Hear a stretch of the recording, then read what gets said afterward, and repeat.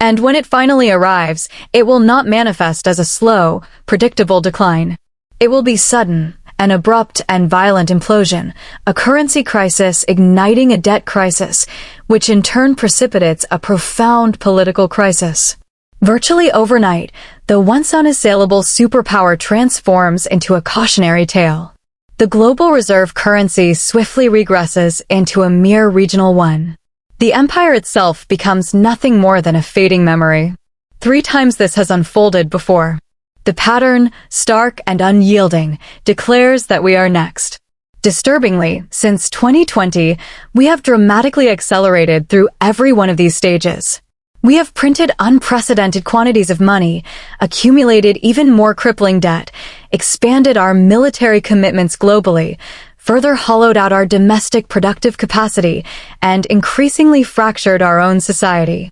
We are no longer merely walking this perilous path, we are sprinting headlong down it. The ultimate destination is starkly visible to anyone who understands the pattern.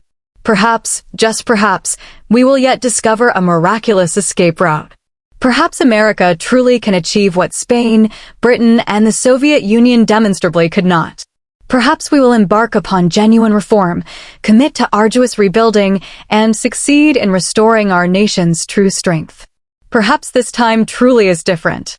However, the pattern itself dictates otherwise. The cold, impartial mathematics argues against it.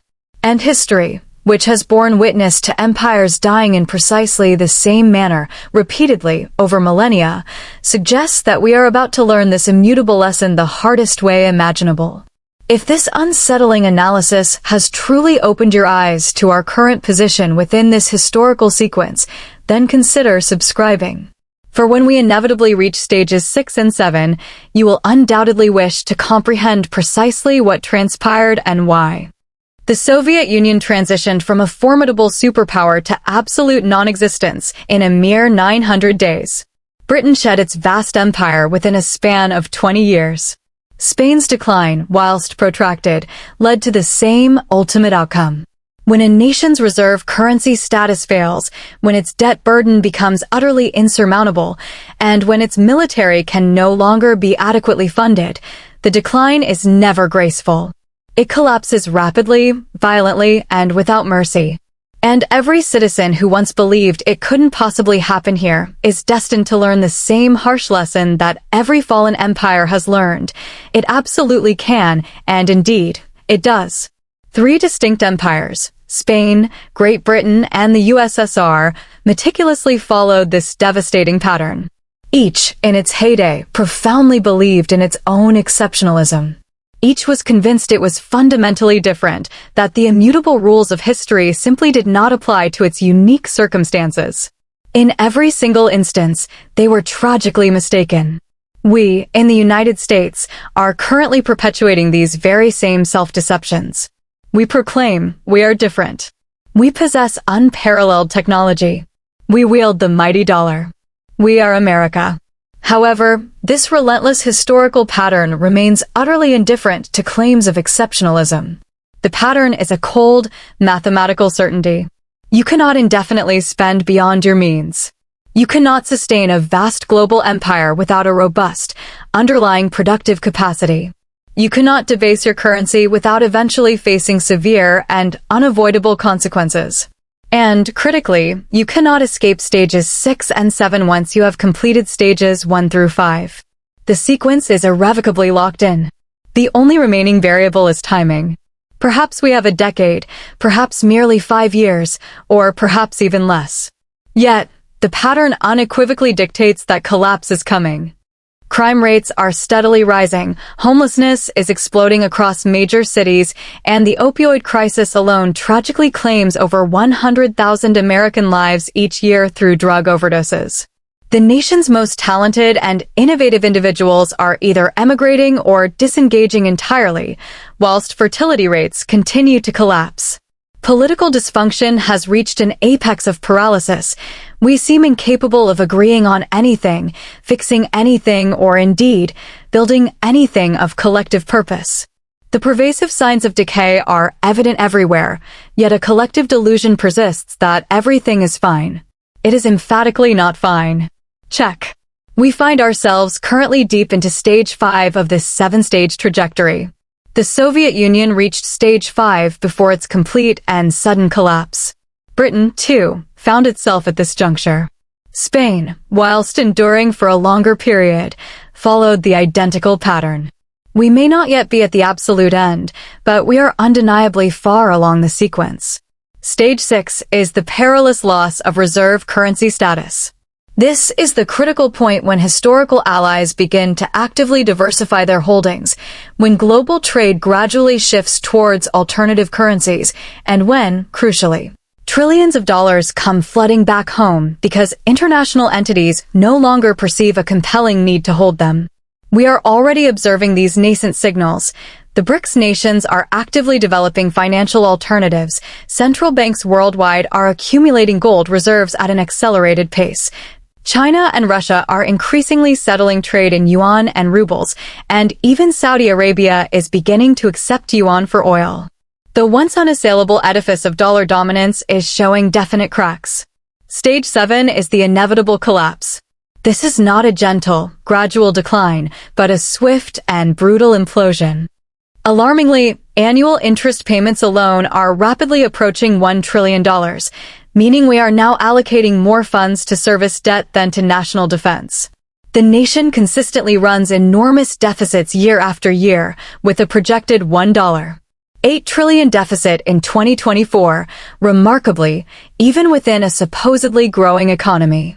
In a period of relative peace, we are forced to borrow simply to pay the interest on previous borrowing, the quintessential definition of a runaway debt spiral. Spain defaulted 4 times. Britain borrowed relentlessly until its imperial structure crumbled. The USSR ultimately ran out of money.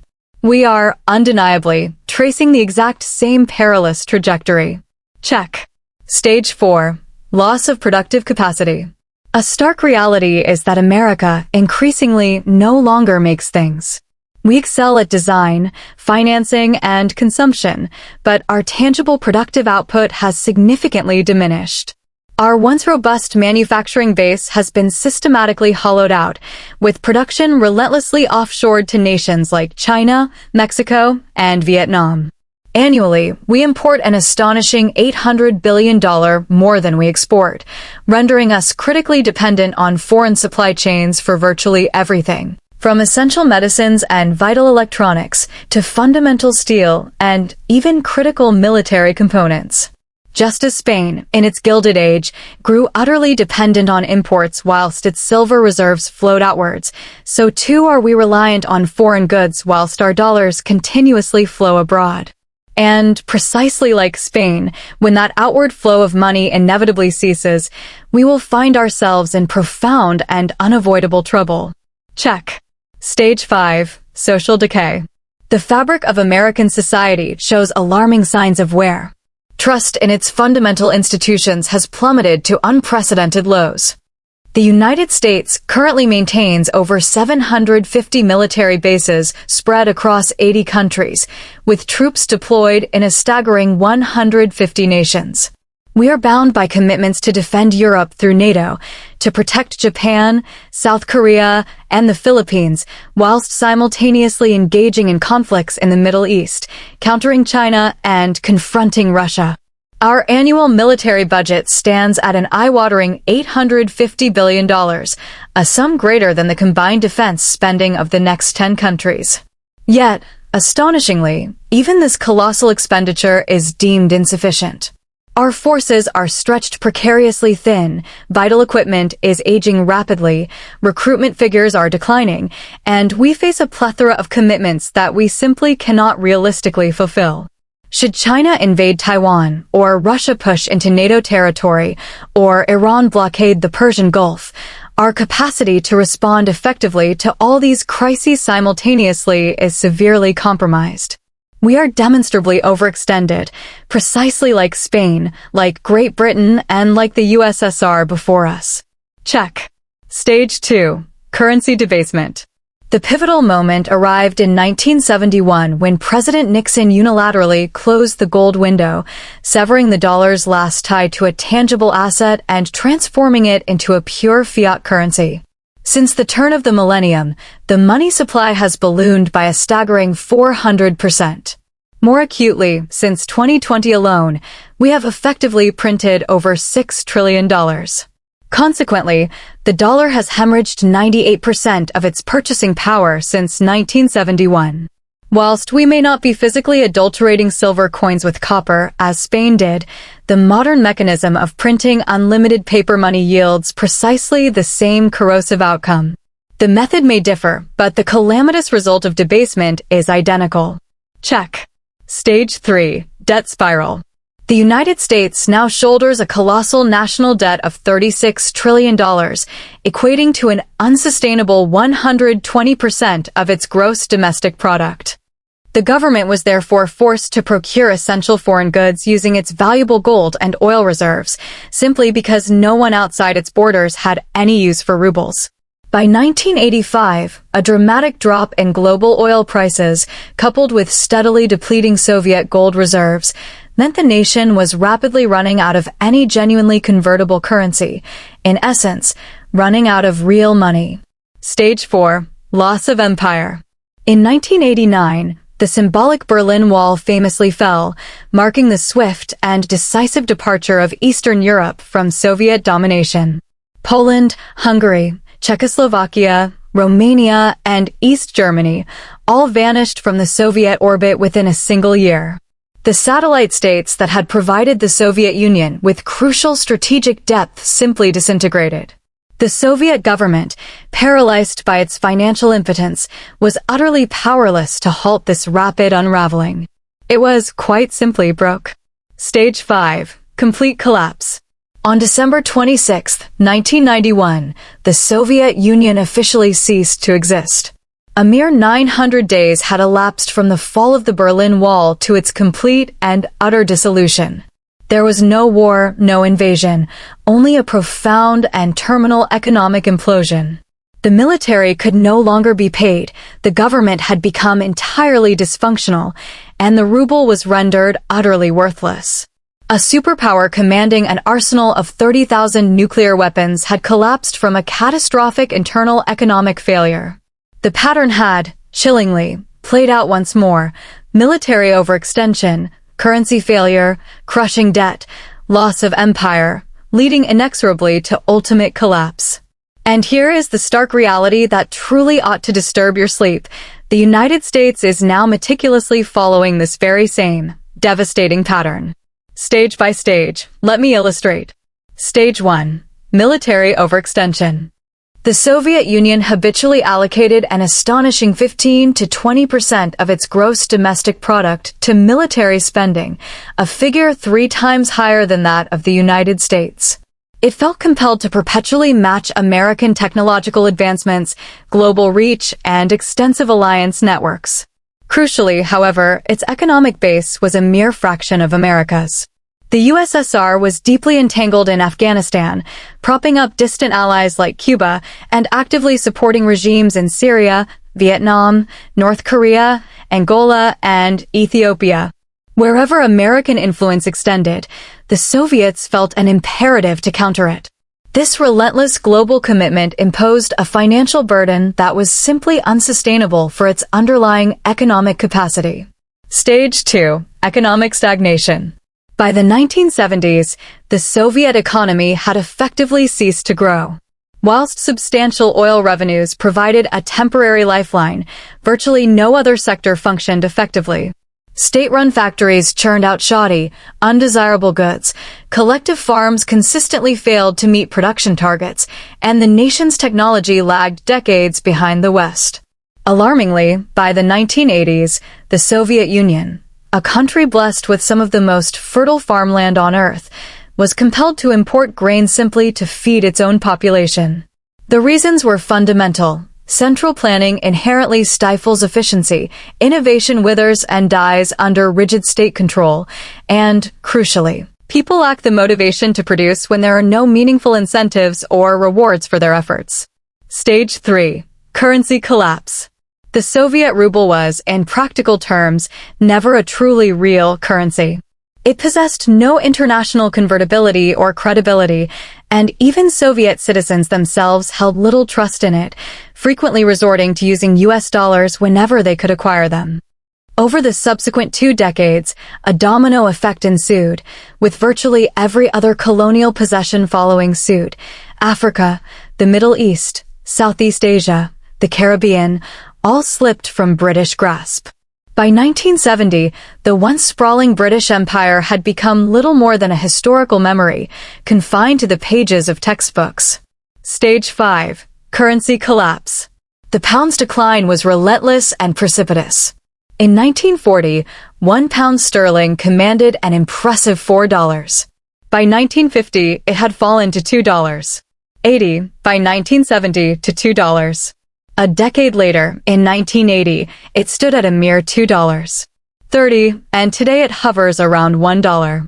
The once dominant global reserve currency had been downgraded to a regional one. Britain attempted to maintain the facade of its former grandeur, clinging to its permanent seat on the UN Security Council, its nuclear arsenal, and its special relationship with America. Yet, the unvarnished truth was apparent to all. It was a former power, a living museum of past greatness. The empire was irrevocably gone, and it would never return. We now turn our attention to the most recent and arguably most dramatic illustration of this pattern, the Soviet Union, from 1945 to 1991. In the aftermath of World War II, the USSR emerged as a formidable superpower, possessing a vast nuclear arsenal, exercising an iron grip over Eastern Europe, and pioneering feats in space with its array of satellites. Its leadership genuinely believed that the communist future was inevitable, that it would ultimately bury capitalism, and that the Soviet model would definitively dominate the world.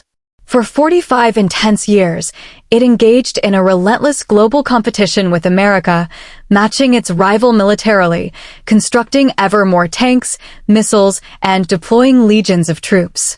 Yet, beneath this imposing exterior, the true reality was grim. Its fundamental economy was slowly but surely dying. Stage 1. Military overextension. Despite this stark reality, the government endeavored to artificially maintain the pound's former value.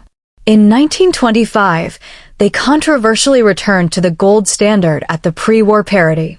The critical flaw, however, was that the pound was now significantly overvalued. This rendered British exports prohibitively expensive, leading to a sharp decline in manufacturing and a subsequent surge in unemployment. To further complicate matters, the government was compelled to maintain high interest rates to defend the currency's artificially inflated value, a policy which severely stifled the domestic economy. By 1931, the unsustainable charade could no longer be maintained. Britain was forced to abandon the gold standard, and the pound immediately lost a quarter of its value overnight. The once unquestioned global reserve currency had, in effect, publicly admitted its inability to honor its fundamental promises. Stage 3. Debt spiral.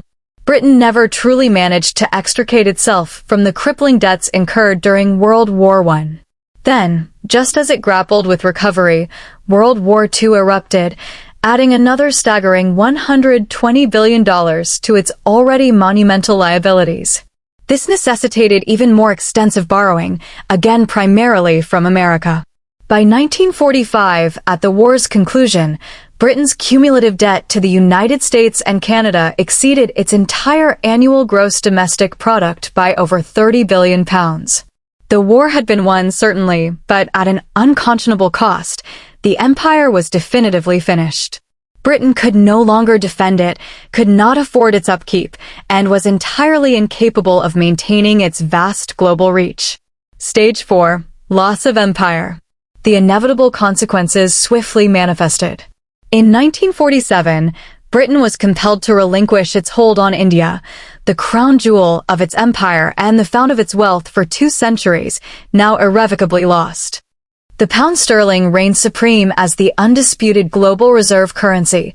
Virtually every significant international trade contract was denominated in pounds, and central banks worldwide held British bonds as a bedrock of stability. London stood as the very epicenter of global finance. And, uncannily like Spain 3 centuries prior, the British firmly believed their formidable status was permanent and unassailable. However, the insidious pattern was already subtly at play. Stage 1. Military overextension. By 1900, Britain's military commitments were spread globally, from India to Africa, the Middle East to China, the Pacific to the Caribbean. It was compelled to defend territories spanning 6 continents, incurring truly enormous costs. When the Great War erupted in 1914, Britain faced a stark, existential choice: remain neutral and allow Europe to descend into self-destruction, or plunge into the conflict, risking the very bankruptcy of its empire in pursuit of victory. It chose to fight. World War I alone cost Britain an astronomical sum, exceeding $40 billion, equivalent to a staggering $1 trillion in contemporary value. The nation borrowed relentlessly from all available sources, predominantly from the ascendant United States. By 1918, Britain, once the world's banker, owed America billions, effectively transforming the traditional creditor into the debtor. Yet, they had won the war. They had, ostensibly, preserved the empire. They optimistically believed they could rebuild. They were profoundly mistaken. Stage 2. Currency debasement. The pound sterling was, by convention, pegged to gold, but the immense financial strain of the war had utterly depleted Britain's gold reserves. Vast quantities of bullion had been shipped across the Atlantic to America to procure essential weapons, food, and supplies. By 1920, Britain's gold reserves had plummeted to half their pre-1914 levels. It had become entirely reliant on imports, sustained solely by its dwindling supply of silver. And when the silver mines inevitably began to deplete and production plummeted, the entire precarious system simply unraveled. Stage 5. Social decay. As the economy spiraled downwards, societal fissures deepened. Crime rates exploded, and the streets of Madrid became thronged with beggars. Its most productive citizens began to emigrate in search of better prospects, whilst the brightest minds departed for dynamic nations like France, England, and the Netherlands, countries actively engaged in building, creating, and growing. Spain was left with a disproportionate number of bureaucrats, soldiers, and priests, a society where consumption vastly outweighed genuine wealth creation.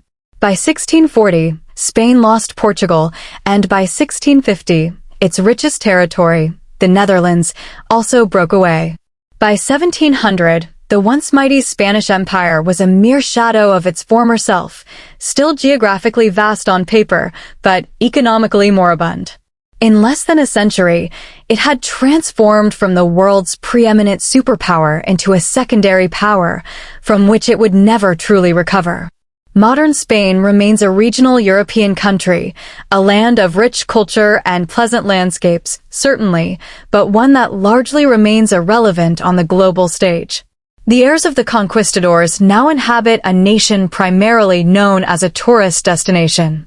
Such, then, is the stark, enduring legacy of imperial collapse. Now, let us fast forward 3 centuries to examine Great Britain in the 20th century, the celebrated empire upon which the sun truly never set. At its zenith, Britain commanded an astonishing 25% of the Earth's land surface and governed over 400 million subjects. Stage 3. Debt spiral. Spain found itself in a relentless cycle of borrowing, ceaselessly seeking funds from Italian bankers, German financiers, and indeed, anyone willing to lend. By 1557, less than 2 decades into Philip II's reign, the Spanish crown famously declared bankruptcy.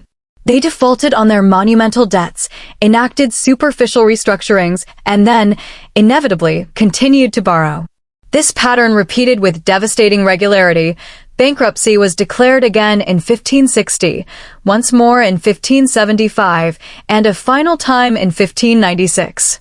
For declarations of bankruptcy within just 40 years. Each instance was accompanied by solemn promises of reform, yet each time, the government swiftly reverted to its unsustainable habits of borrowing and excessive spending. Stage 4. Loss of productive capacity. Herein lies a profoundly counterintuitive aspect of Spain's collapse, often overlooked. Possessing nearly all the world's gold and silver ultimately proved to be its undoing. The logic is tragically simple.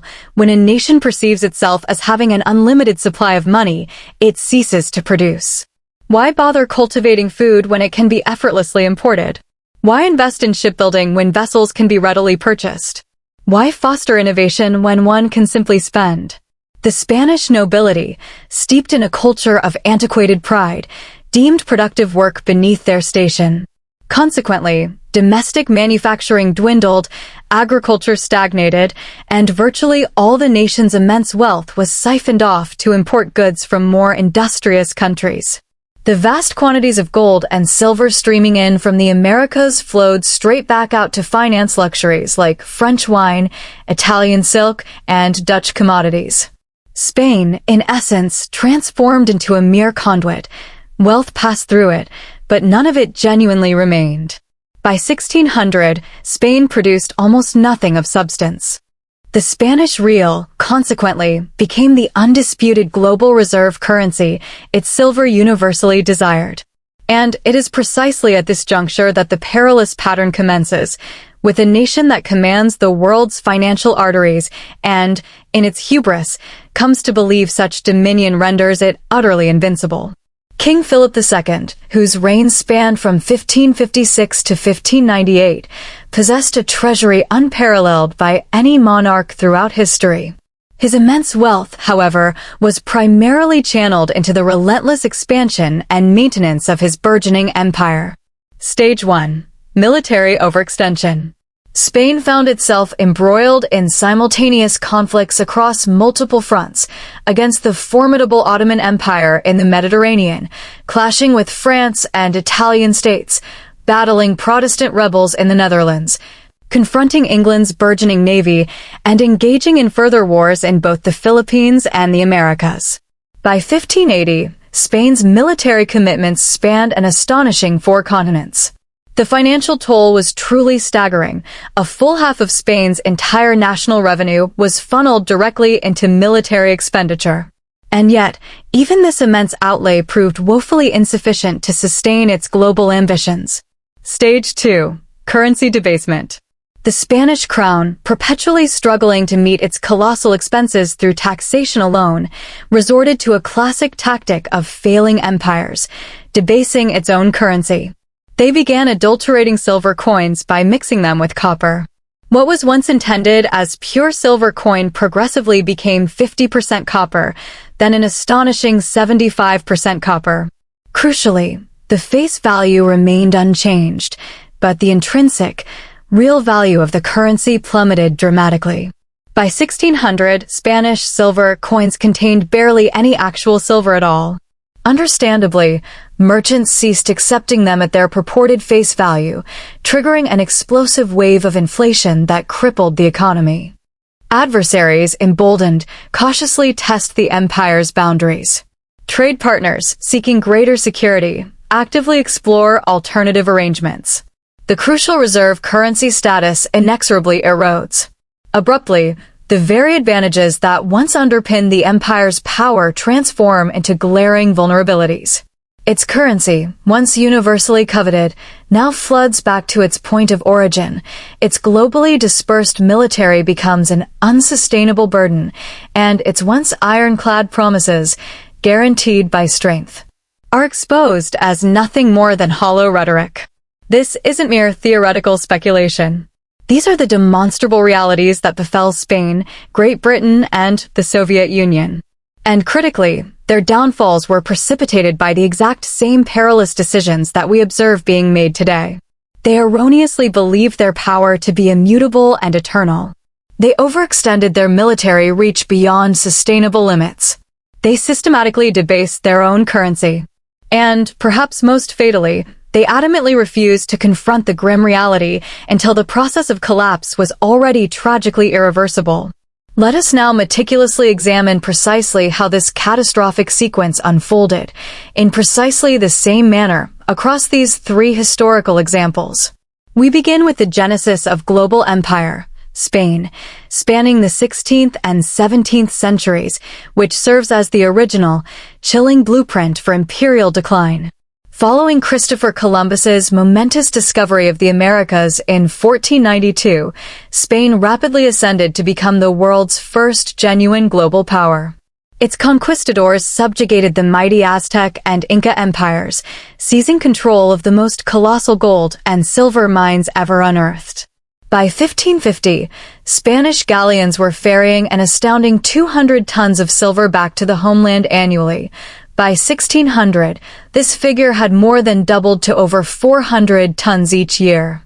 Spain, in essence, wielded absolute control over Europe's money supply. And here lies the truly terrifying revelation. The United States has already traversed 5 of these 7 critical stages. We aren't merely approaching this ominous historical pattern. We are, unequivocally, deep within its inescapable embrace. This narrative delves into the mechanisms of imperial demise, exploring why these mighty powers invariably convince themselves of their own unique exceptionalism, and why the cold, hard mathematics of history now unequivocally suggest that America is next in line. Moreover, this unfolding drama is accelerating at a pace far swifter than anyone seems prepared to acknowledge or accept. Before dissecting the precise stages of this pattern, it's crucial to grasp the true, visceral reality of imperial collapse. We're not talking about abstract concepts found in history textbooks, but the stark, practical implications of what truly transpires when a superpower breathes its last. The downfall of an empire rarely commences with a dramatic invasion or a decisive military defeat. Instead, its insidious beginnings lie in profound economic exhaustion. The empire, in its vast ambition, extends far beyond its inherent capacity for self-sustenance, manifest in its proliferation of military bases across 150 nations, its engagement in costly wars on multiple fronts, and its accumulation of promises it can no longer honor and debts it fundamentally cannot repay. Initially, this decline remains largely imperceptible. The currency retains its apparent functionality. The military continues to secure tactical victories. The government still issues grand assurances. Yet, beneath this veneer of stability, the very foundations of the state are subtly, but surely, cracking. Resources become tragically misallocated, productive capacity steadily shrinks, and the nation's most talented and ambitious individuals begin to seek opportunities elsewhere. Then, an inexorable acceleration takes hold. Allies, sensing weakness, begin to hedge their bets. Across the annals of history, a chilling, recurring pattern has emerged, responsible for the demise of 3 global superpowers over the past 5 centuries. Disturbingly, as we stand in 2025, the United States appears to be meticulously tracing this very same blueprint, progressing through each stage and decision as if adhering to an unchangeable script that has, without fail, led to catastrophe on every prior occasion. Consider 1590. Spain reigned as the wealthiest empire on the planet, commanding an astonishing half of the world's accessible gold and silver. Its formidable military exerted unchallenged dominance across Europe, whilst its currency enjoyed universal acceptance. Yet, within a mere 80 years, this colossus was utterly bankrupt, relegated to a secondary power from which it would never truly recover its former glory. Fast forward to 1914, when Great Britain presided over an empire of unprecedented scale, an empire so vast that the sun literally never dipped below its myriad territories. The mighty pound sterling served as the world's undisputed global reserve currency. Astoundingly, in just 40 years, that sprawling empire had dissolved, its currency had imploded, and Britain itself had been reduced to an undeniable junior partner to the rising American power. Then, in 1991, we witnessed the swift unraveling of the Soviet Union, the other prevailing superpower. Armed with an arsenal of nuclear weapons, wielding vast global influence, and operating an extensive network of satellites spanning the globe, it seemed an immovable force. Yet, in an astonishingly brief period of just 900 days, it simply ceased to exist, not through military defeat or external conflict, but from a dramatic and sudden internal economic implosion. 3 distinct eras, 3 colossal superpowers, 3 utterly comprehensive collapses. each meticulously following an identical sequence of events. The profound answers, you see, are not shrouded in the mysteries of the future. They are clearly and indelibly written in the lessons of the past, and I will endeavor to illuminate precisely where to find them.